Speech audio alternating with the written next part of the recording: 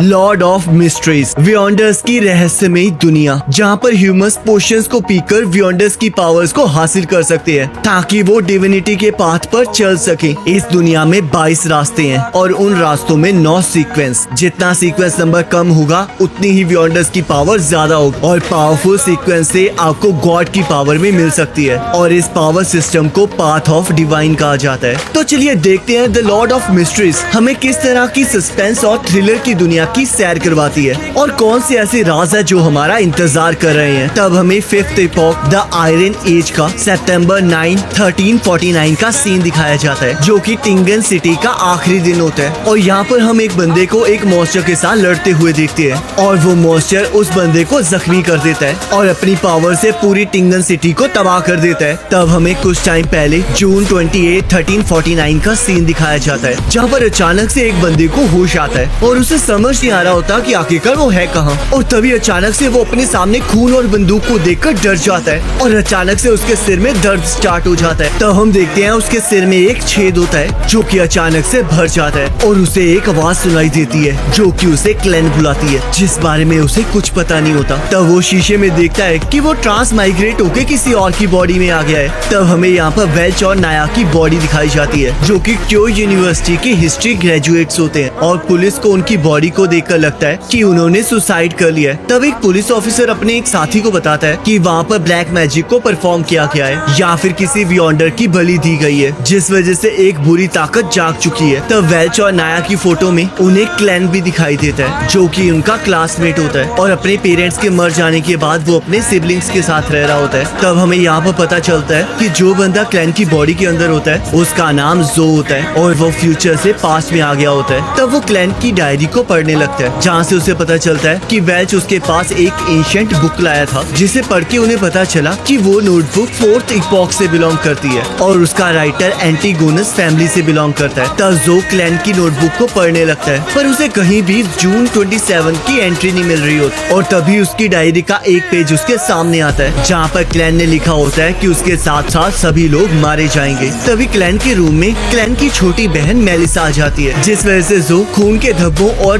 Gun को छुपा देता है और ऐसे एक्ट करने लगता है जैसे कि वो क्लैन हो। तब मेलिसा के जाने के बाद जो सारे खून के धब्बों को साफ कर देता है और उसके सिर का गोली का छेद भी भर जाता है। तब जो ये सोचने लगता है कि क्या क्लैन ने अपने आप को मार दिया था या फिर किसी ने उसका मर्डर कर दिया था क्योंकि चाहे उसके पास क्लैन की मेमोरीज आ गई हो पर वो सारी मेमोरीज स्कैटर्ड है जिसके अंदर बहुत सी डिटेल्स तो मिसिंग भी है। पर उसे एक चीज पर पूरा विश्वास है कि इन सब का उस एंशिएंट नोटबुक से कोई ना कोई लेना देना है। तब जो सोचने लगता है कि आखिरकार वो वहाँ पर पहुँचा कैसे क्योंकि कल तक तो वो अपने डेस्क पे बैठे अपना काम कर रहा था और अपने दोस्तों और फैमिली के साथ मजे कर रहा था। पर तभी उसे याद आता है कि उसने डिनर से पहले एक लक एनहांसमेंट रिचुअल किया था और शायद यही वो कारण था जिस वजह से वो यहाँ पर ट्रांस माइग्रेट हो गया है। तब मेलिसा क्लैन को खाना दे देती है और शाम को उसके लिए अच्छा खाना बनाने की बात करने लगती क्योंकि उसका भाई जॉब लेने के लिए बहुत ज्यादा मेहनत कर रहा होता है। तब जो को ये चीजें बहुत ज्यादा अजीब लगने लगती हैं कि अगर क्लैन ने खुद को गोली से मारा है तो नेक्स्ट रूम में मेलिसा को गोली की आवाज सुनाई कैसे नहीं दी जिस वजह से वो डिसाइड करता है कि उसे जल्द से जल्द वापस जाना चाहिए क्योंकि वहाँ पर रहना उसके लिए खतरनाक हो सकता है। तब जो अपनी गन लेके बाहर सामान लेने चला जाता है जहाँ पर उसे एहसास होता है कि शायद कोई उसका पीछा कर रहा है। तब वो वापस घर आने लगता है जहाँ पर वो देखता है कि लोग पत्ते खेल रहे हैं और उसे क्लैन की मेमोरीज से पता चलता है कि 100 साल पहले वहाँ के एम्परर रोज़ेल गुस्ताव ने उस दुनिया में पत्तों के गेम को इन्वेंट किया था और साथ ही साथ टैरेट रीडिंग और स्टीम शिप को भी इंट्रोड्यूस किया था जिस वजह से जो को लगने लगता है कि रोज़ेल गुस्ताव भी उसी की तरह एक ट्रांस माइग्रेटर था। तब जो का कॉइन नीचे गिर जाता है और तभी उसे एहसास होता है कि उसके पीछे कोई खड़ा है जिस वजह से वो अपनी गन को निकालने लगता है और तभी वो देखता है कि उसके पीछे एक जोकर है जो कि उसे सर्कस के लिए इनवाइट कर रहा है। तब उसे फिर से शक होता है कि कोई उसका पीछा कर रहा है जिस वजह से वो जल्दी जल्दी के चक्कर में एक टैरेट रीडिंग वाली शॉप में घुस जाता है जहाँ पर टैरेट रीडिंग वाली लड़की उसे पहला कस्टमर होने के कारण फ्री में उसका फ्यूचर देखने की बात करने लगती है। तब जो इसके लिए मान जाता है पर वो अपने पास्ट, प्रेजेंट और फ्यूचर तीनों के बारे में जानना चाह रहा होता है जिस पर वो लड़की हाँ कह देती है और उसके कार्ड्स को शफल करने की बात करती है। तब वो लड़की 3 कार्ड्स को उठाती है जो कि जो के पास्ट, प्रेजेंट और फ्यूचर को रिप्रेजेंट करते हैं और जैसे ही जो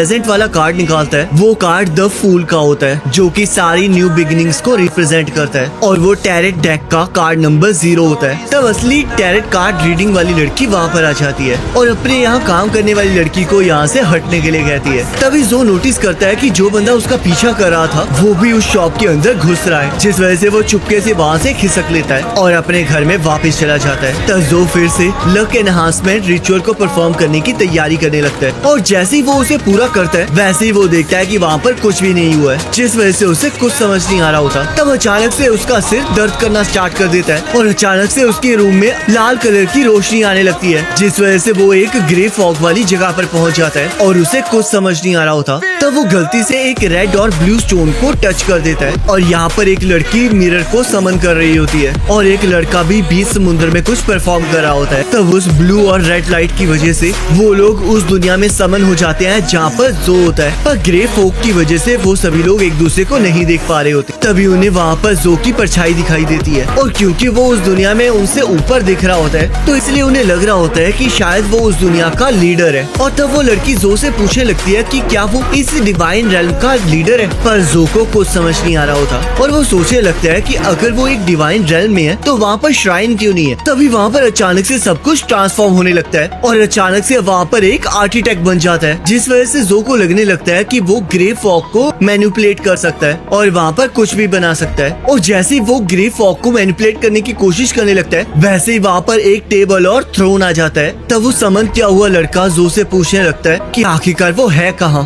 और जो कौन है। तब जो सोचने लगता है कि आखिर में वो जो है या फिर क्लैन, क्योंकि इस टाइम तो वो क्लैन की बॉडी के अंदर है, जिस वजह से वो अपना नाम द फूल बताता है और उस टेबल के आसपास बहुत सारी चेयर्स को समन कर देता है। तब वो लड़की वापस जाने की बात करने लगती है और क्लैन इस चीज के लिए मान जाता है। तब वो लड़की उन सुपर नेचुरल मिरेकल्स को देखकर इम्प्रेस हो जाती है, जिस वजह से वो क्लैन से पूछने लगती है कि आखिरकार वो बियॉन्डर कैसे बन सकती है, पर क्लैन को भी इस बारे में कुछ पता नहीं होता, जिस वजह से वो दूसरे लड़के को उस सवाल का जवाब देने के लिए कहता है। तब वो लड़का उस लड़की को बताता है कि अगर उसे बियॉन्डर बनना है तो उसे चर्च में जाना होगा, पर क्योंकि बियॉन्डर्स अंधेरों के साथ लड़ते हैं तो इसलिए सभी लोग बियॉन्डर्स नहीं बन सकते, क्योंकि इसमें बहुत ज्यादा खतरा है। तब वो लड़की चर्च के पास जाने से मना करने लगती है क्योंकि वो अपनी फ्रीडम खोना नहीं चाह रही होती, जिस वजह से वो लड़का उसे रॉयल फैमिली जाने के लिए कहता है। पर तब वो लड़की उसे कोई और रास्ता बताने के लिए कहती है। तब वो लड़का बताता है कि उसके पास सीक्वेंस 9 के 2 पोर्शंस हैं, जिसमें से एक तो सेलर है और दूसरा ऑडियंस। तब क्लैन को उनकी बातों से पता चलता है कि वो सुपर नेचुरल पावर्स के अलग अलग एट्रीब्यूट्स की बात कर रहे हैं और सीक्वेंस किसी तरह का लेवल है, जिस वजह से वो सोचने लगता है कि उसकी ग्रे फॉग और ट्रांस माइग्रेशन शायद बियॉन्डर्स की पावर का ही कोई हिस्सा है। तब वो लड़की पोशन के लिए उस लड़के के साथ डील कर लेती है और क्लैन को उन दोनों के वादे का विटनेस बनने के लिए कहती है, जिसके लिए क्लैन मान जाता है और वो लड़की उसे दोबारा मिलने की बात करने लगती है क्योंकि क्लैन के पास ही उन दोनों को वहाँ पर बुलाने की पावर होती है। और वो लड़का भी क्लैन को बताता है कि वो दोनों बहुत दूर थे पर फिर भी क्लैन ने किसी तरह उन्हें वहाँ पर समन कर लिया। तब क्लैन ये सोचने लगता है कि अगर वो उनके साथ बार बार मिलेगा तो उसका भांडा फूट सकता है, पर उसे ये भी पता होता है कि उनसे मिलने से उसे बहुत सारी जानकारी भी मिल सकती है जिससे कि वो वापस घर जा सकता है। तब क्लैन डिसाइड करता है कि वो लोग हर मंडे शाम को 3 बजे मिला करेंगे। तब वो लड़की अपना अपना कोड नेम रखने की बात करने लगती है क्योंकि वो लोग अपना असली नाम यूज नहीं कर सकते,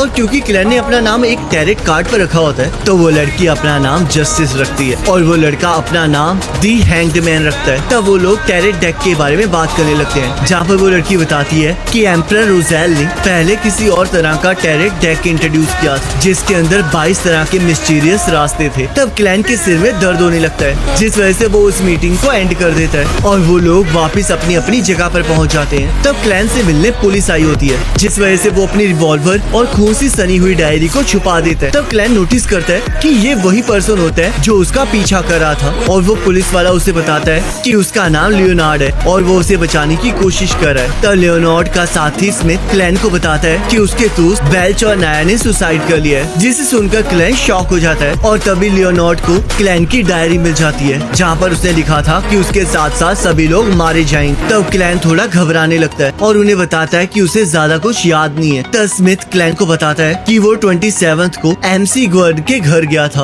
और वहाँ से उनकी रिवॉल्वर भी गायब हो गई थी, जिस वजह से क्लैन उन्हें रिवॉल्वर के बारे में बता देता है और उन्हें ये भी बताता है कि उसने सुसाइड करने की कोशिश की थी पर वो उसमें फेल हो गया। तब स्मिथ को क्लैन की बात पर विश्वास होता है पर वो उसका फिर भी साइकिक टेस्ट करवाना चाह रहा होता है ताकि वो उसकी लॉस्ट मेमोरीज को रिकवर कर सके। तब क्लैन इस चीज से डरने लगता है क्योंकि उसे डर होता है कि कहीं उसकी अर्थ की मेमोरीज सबके सामने ना आ जाए और उन्हें पता ना लग जाए कि वो ट्रांस माइग्रेटेड है। तब वो लोग क्लैन को लेकर वहाँ से जाने लगते हैं, पर तभी एक छोटा बच्चा चोरी करके वहाँ से भाग रहा होता है, जिस वजह से पुलिस का ध्यान भटक जाता है और क्लैन इस चीज का फायदा उठाकर वहाँ से भाग जाता है। पर तभी वो थोड़ी दूर जाकर ये नोटिस करता है कि उसके ऊपर जो पानी गिर रहा था वो फ्रीज हो गया है और उसके आसपास की चीजों ने भी हिलना स्टार्ट कर दिया है, जिस वजह से वो उनसे बचते हुए एक कैरेज के अंदर घुस जाता है। पर तभी वो नोटिस करता है कि उस कैरेज को स्मिथ चला रहा है और अचानक से उसकी आंख उसके कमरे में खुलती है। तब क्लैन को लगता है कि शायद ये सब कुछ एक सपना था, पर तभी फिर से उसके सामने स्मिथ आ जाता है जो कि उसे बताता है कि उसे उससे दोबारा मिलके खुशी हुई, जिस वजह से क्लैन को लगने लगता है कि शायद स्मिथ उसके सपने को मैनिपुलेट कर रहा है और उसे ये भी लगने लगता है कि स्मिथ एक बियॉन्डर है। तब स्मिथ उसे बताता है कि रात को उनकी पावर बढ़ जाती है, जिस वजह से उसे पता चलता है कि स्मिथ के साथ कोई और भी है।